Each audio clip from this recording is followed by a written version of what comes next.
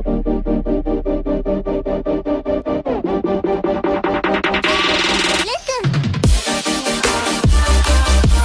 up guys, Dante here. I'm doing this video because I wanted to talk about the next gen consoles that's coming out. Supposedly, word has it is that next year, around Christmas time, that the new PlayStation 5 should be coming out.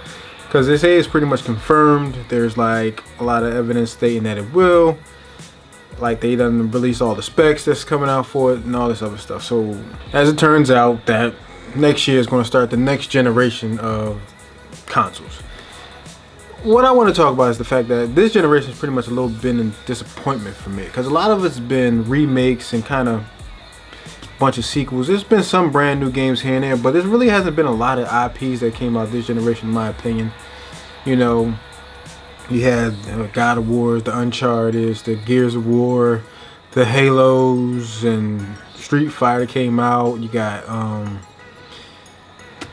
like Last of Us remake came out. Then you had the Grand Theft Auto 5 remake, and there was a lot of remakes this generation. So I'm just curious to see what they're going to do next generation, because they're also talking about how is that with the next generation of consoles, they're going to do 8K, which is great, but the average consumer doesn't have one yet. Now I'm not going to say you have to have one.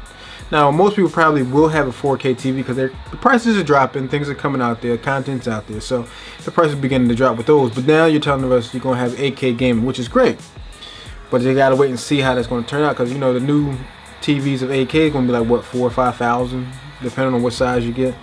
So we're going to go through that. So when it comes down to it, the next generation is supposed to be, you know, the next leap forward. How much are we talking about here? $1,000? $700?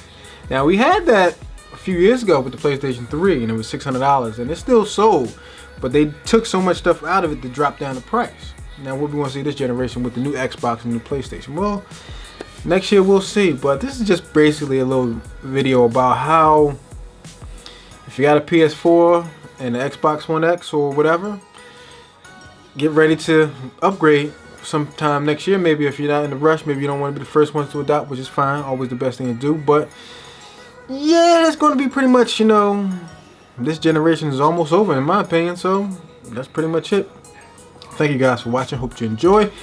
Post your comments down below. Let me know what you think about this generation and the next generation coming. So let's stay tuned for more, and I'll see you guys in the next video.